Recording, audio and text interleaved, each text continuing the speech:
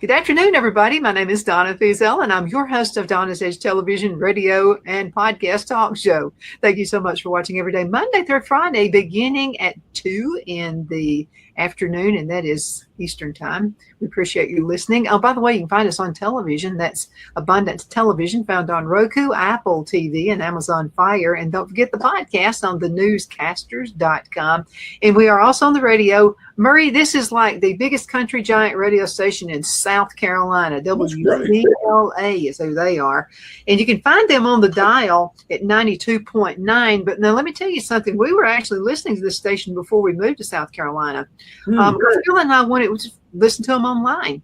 And we wanted to find out what the community was like. You know, the things people like to do and all those things. And if you're moving into an area, that's a great thing to do. Listen to the local radio station. You'll find everything you want to know about them. Yep. And so that's another reason we moved here to Abbeville. And I said, Phil, I want to live there. I definitely do. We were looking at there or in Anderson. And what I liked about Abbeville, I love Anderson. You know, we've got the Anderson Mall as one of our sponsors. But I really love Abbeville. It's about 30 minutes away. And so you got the big city life. You can go shop and all that kind of good stuff in Anderson and in Greenwood and in Greenville. But when you come back to Abbeville, you're home. I got my chickens and I got my garden, all that kind of good stuff. But anyway, that's another reason if you're moving somewhere, listen to the local radio station or the local television station. That'll tell you a lot. Got my friend Murray Edwards is with me right now. And he's with the Newscaster studio, among other things. I've always wondered why you never ran for office, because I think you could. Well, I have been asked several times, and while my mother was alive, she made me promise I'd never run for office while she was alive. Your mother would, yeah. And bless her heart, she's passed now. She's been gone for going on 3 years now, and I've gotten so involved in the back end of politics over these years that I just have way too much fun aggravating folks. I was at a meeting yesterday afternoon. Same question: when are you going to run for office? I don't think I ever will, because I get to irritate people in a nice kind of way. And you know, when I go walking down the hallway at the State House, if they don't want to talk to me, they turn around and go back out the back door. You know, so I have way too much fun trying to hold politicians accountable for some of the nonsense that they do. And we need more folks who are willing to, you know, step up and hold people accountable for, you know, saying one thing and doing something else, that type of situation, all up and down the food chain, not only at the state level, but at the federal level and down at the local level, especially down at the local level, because what it starts at home. And if you let that county commission or the city commission or the school board get away with too much stuff, then they affect you immediately. You know, it's a little different. They pass a bill at the State House. It takes a little bit of time for it to float down. They pass a resolution or a tax bill or something like that at a county commission or city council meeting. It's instantaneous. You know, you got 30 days to get ready for it. And so I just have too much fun. I really do. I mean, I've got some wonderful friends at all levels, and you just don't really feel like doing it, to be perfectly honest with you, Don. Well, I like your style, and I like your style of getting information from people. You can badger them. They don't even know you're doing it. Absolutely. I mean, that's a great interviewer, and you got that gift. I agree. You need to stay where you're at. I'm not going anywhere anytime soon, I hope. Well, you're one of my sources. So when I want to know what's going on, you're generally the first person I ask. And that's another reason I like, because I know you're going to give it to me unfiltered. It's just going to be, well, brass tacks, this is the way it is. And that's what you do. And that's what I love. Well, I had a call this morning with a young man running for lieutenant governor. And he was, you know, talking about what he wanted to do and how he wanted to do it. And one of the statements, when I get to speak to folks, and I get the pleasure or privilege or whatnot to speak to groups throughout the state, one of the first things I tell them when it gets to question and answer time, don't ask me a question that you don't want the answer to, because I'm going to tell you, you may not like the answer that you get, But if I know the facts to it, I'm going to pretty much tell you like it is. Now, if I don't know, I'll be honest and say, I'm not going to make anything up. I'm going, I really don't know the answer to that. I'll have to do some research and I'll get back with you. But that's the best way to be, to just be honest with folks. Don't look over their shoulder, look them in the eye, talk to them, give them some respect. You don't want them to feel like you're just telling them what they want to hear. I think I told this story on one of the shows before. During the last election cycle, there was a gentleman running for office, a statewide office, and he was all over a certain area. Excuse me. And he had 5 different people go to one of his meetings in a different town. And I said, ask this question. I mean, you can tune it the way you want to, but the facts have got to come out. You've got to ask this question almost exactly like I frame it. And they did. And as time went along, they all responded back. They got 5 different answers to the same question. So this particular politician who did not win, basically, as you go into a town or whatever and you're talking to a group of people, they sort of size it up. And they say, what do we think this group wants to hear? And I'm going to answer it the way I think that they want to hear. Most people want to hear the facts. Again, they may not like the facts, but if they can't accept it, then that's them. That's on them if you can't accept what somebody's telling you is true and factual. So I've always been that way, and I've irritated people, and I've also irritated people who call me back a couple of days later and say, you were exactly right with what you're talking about. I'd rather do that than have somebody walk away and say, well, he just sort of told me what I wanted to hear. Well, I can't remember what I had for breakfast this morning, so I just need to tell the truth. I don't want to have to remember 10 different stories I've told. So I'd rather just be honest and just, if it hurts, I hate for it to hurt. I really don't do it on purpose. And I know you don't either. But sometimes the truth just needs to be said. I mean, it just does. One of the big things, I love what you said about the local level. Because one reason we moved is because of what was happening on the local level. One of the towns is right next to us, and we saw it happening. It was coming into our area, and actually someone was making meth on our land. Wow. We couldn't get any help out of the police department. Nobody was helping, and it was just kind of an irritation. Finally got help out of the sheriff's department, Sheriff Weldon, but we should have had law enforcement in our own area helping. But what they do is they'll turn a blind eye.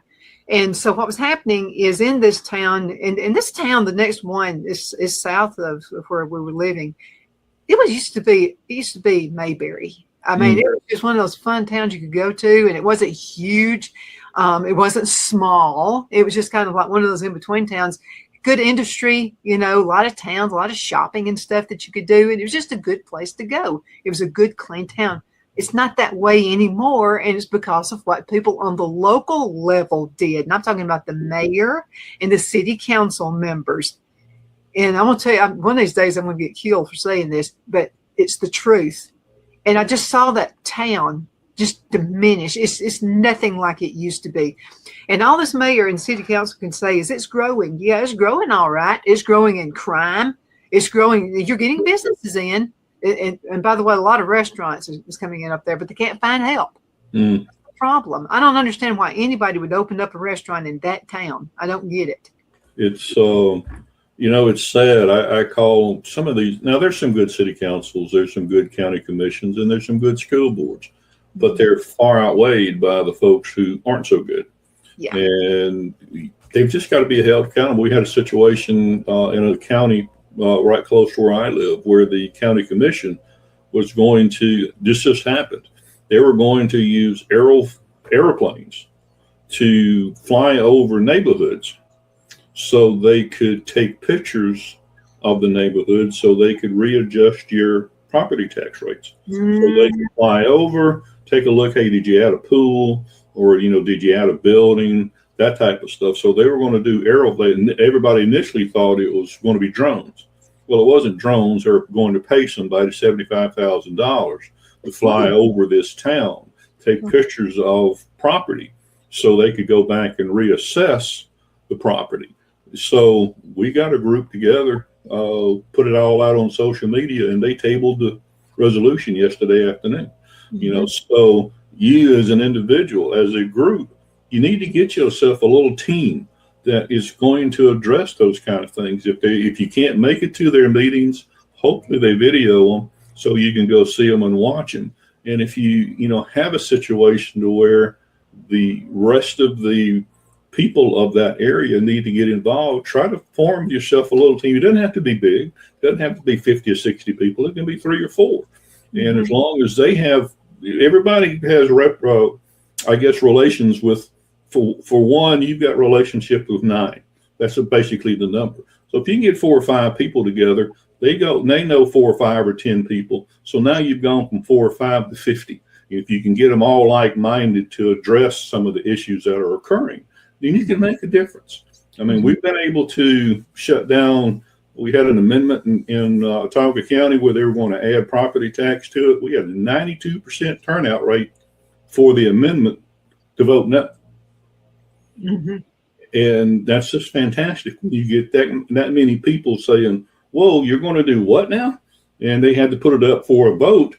And 92% of the voters voted, no, you're not going to do that. That just doesn't happen all the time unless you've got people out there willing to step up and get involved and understand what's happening all up and down the food chain. Like I said, it always starts closer to home, but it will build up because what typically happens, or a lot of times, if you take a look at your state legislative body, how many of them came from a county commission? How many of them came from a city council? How many of them possibly came from the school board?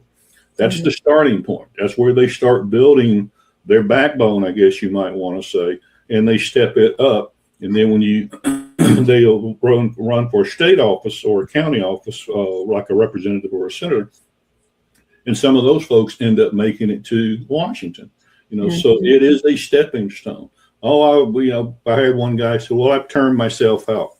I only ran for 2 terms. And I said, what do you mean you ran for 2 terms? This is your 40th year in an elected office. So he turned himself out after, 2 terms or 4 terms. It was just a stepping stone. So he would go to the next one. He'd go 4 years or whatever. He'd go to the next one. He's been in politics for 40 some odd years, holding some particular office, from that standpoint. So the word term limits, you have to be careful how you use them because they will turn themselves out over a certain amount of time, but that just becomes a stepping stone for the next, part of their career, I guess you might want to say. And that's what it turns into. This is something that, and I always have questions. Now when you're at a city council meeting, be polite about it. You don't have to go and scream and carry on, guys. So, but my question is okay, like with the influx of illegals coming in. And this is something that's a known fact. This particular mayor and several of the city council members owned rental property. And they were making some bucks off of illegals coming into their town. Now were they putting citizens first? Nope. No. They were not. And when you are a city council and you're the mayor, that's what you're elected for. You're elected to put your citizens first, not everybody else. So this is the question I got asked. Or was told. No, I was asked. Now, Donna, don't you know that Jesus loves everybody? Yeah, I know Jesus loves everybody, but you're supposed to be loving people in your town that voted you in. And that's the simple answer. Yeah, the thing folks need to look out for is NGOs, because those are non-government organizations, folks, and they thrive on federal funds for certain things. And typically the NGOs are the first people to find out who's coming into a neighborhood or to a city, because they'll get pinged and say, hey, we've got 50 people coming. You got to go find them a home. So they'll go get apartment complexes, or they'll go get a hotel and book up enough rooms to put 4, 5, 6 people in a room at a time. And then they try to funnel them out into the neighborhoods to try to help them find jobs. And as we all know, and I had this discussion yesterday with a gentleman running for Senate, the problem is they used to comment that, well, we can't find people who will work for that amount of money. Well, that's a misnomer, because what you've done then is, if you bring in, say, 30 or 40 people that are non-citizens, you can technically, I guess, get away with it. You know, where a American citizen may be getting $17, $18 an hour, they can pay the minimum wage, which is what, $7.50. So they federal anyhow. So they can turn around and pay these people less, and that's what happens when, you know, they try to go here and they say, well, we don't pay this much. Well, they've got a workforce. That workforce is that free workforce that is not only getting a lower income job, they're also getting benefits. They're also getting Medicaid. They're also getting health care. They're also getting help to find a place to live. Now it's starting to ease up a little bit, because I think the last I saw, 2.5 million people have left on their own, and then another 600,000 or 700,000 that have been removed by the administration at this particular point in time. And it's starting to affect the schools, because here in my state, at one time, we had 88,000 Spanish, whatever you want to call them, students in the school system up and down the food chain. Well, that not only does that affect the students, it affects the ELL learning. So, because most of these teachers do not understand how to speak Spanish. Mm-hmm. So that has dropped in the last 12 months from 88,000 down to 52,000. Wow. So that's a big shift when you go from K through 12, the number of students that are not in our particular school systems in our state, which hopefully will improve the level of education in some areas. Well, common sense, it will. Murray, we've got to go into a commercial break, okay, and we'll be right back in just a few minutes. Time flies. Yes, ma'am. Twin City Used Car Sales has been serving drivers in the Northeast Alabama area for years with a quality selection of late model used cars, SUVs, and pickup trucks. On top of our extensive selection and competitive prices, we offer professional auto financing services for used car buyers of all credit levels. Whether you've just begun your search or you're ready to secure your next vehicle, at Twin City Used Car Sales, you will drive away with the vehicle of your dreams. The sales and finance staff at Twin City Used Car Sales looks forward to serving you, and you can apply for financing online before your visit to our used dealership in Gadsden, Alabama. Check us out on the web at twincityusedcars.com or go by our location at 901 First Avenue, Gadsden, Alabama. We sincerely look forward to serving you.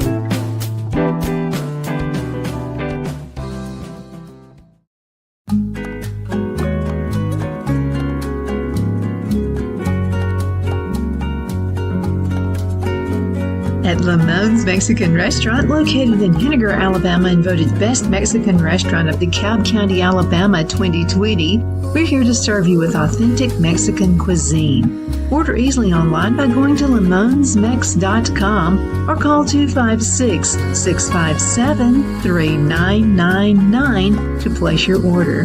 We're open Sunday through Thursday, 11 a.m. to 9 p.m. and Friday and Saturday, 11 a.m. to 10 p.m. Whether you're celebrating a cozy date night for two or a celebration for a crowd, at Lamone's you'll love our atmosphere and friendly servers. Thank you for dining with Lamone's Mexican Restaurant.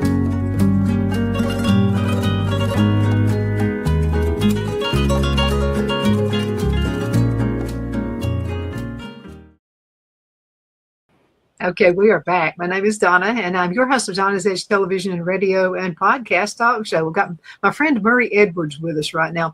Murray, let's talk about Alabama politics. What's going on? Well, let's see. Their qualification time is just started. People will get to register or qualify for voting till January 23rd, if I'm not mistaken. And right now we have 7 people running for lieutenant governor, 6 or 7 people running for Senate, 4 or 5 people running for the attorney general's office. It's musical chairs, because we had a situation at the executive level of state. All but the Secretary of State and the state auditor were termed out. So they had to decide what they were going to do. Governor was termed out. The lieutenant governor was termed out. The AG was termed out. So the AG is now running for Senate, because when Tommy Tuberville decided he's going to run for governor, well, he was not going to run for any kind of other office in the state of Alabama until Tuberville decided he was going to run for governor. And then within, it seemed like 15 to 20 minutes, all of a sudden, Marshall, who was the attorney general, is now running for Senate. And, so we had several people that are now running for other offices who had intended to run for governor, including the current lieutenant governor, who was termed out. But the minute Tuberville decided he was going to run, everybody shifted. Yeah. They moved to where they thought maybe they would have the better chance. We've got a lot of representatives that typically have not been challenged in their primaries that are now being challenged in their primaries. Some of them being, I don't think that the people who are running against them have a chance to beat them, but there are 2 or 3 out there that could lose their seat. And we'll just have to see what happens. It will be a interesting election cycle for the state of Alabama. Primary is May the 19th, I believe it is. And then, of course, if there's runoffs, they'll occur. And then the national election will come in November. We've got one representative who was Congressional District 1. He's now running for Senate.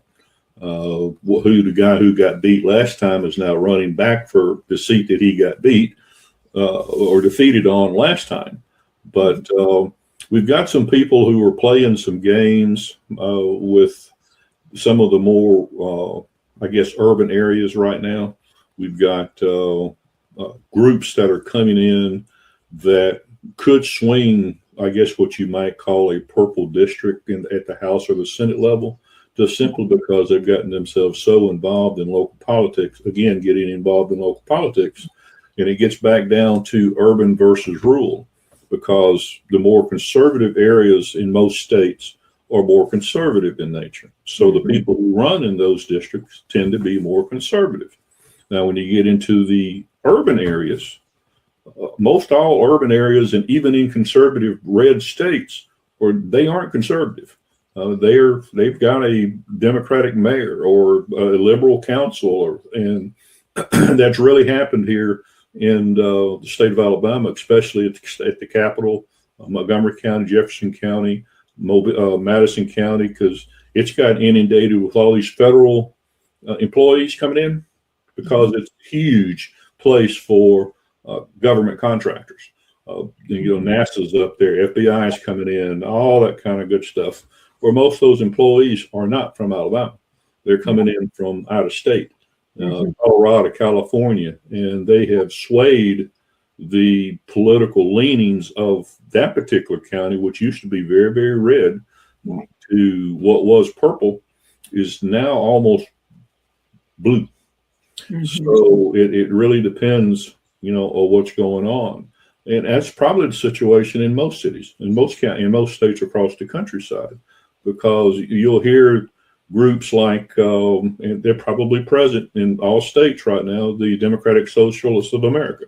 Every chapter here in the state of Alabama, based out of Jefferson County. And they are doing everything they can to sway some of the more rural areas. There's one organization that at one time only had chapters in the 4 major metropolitan areas. They now have 17 across the state. These are very left-leaning groups.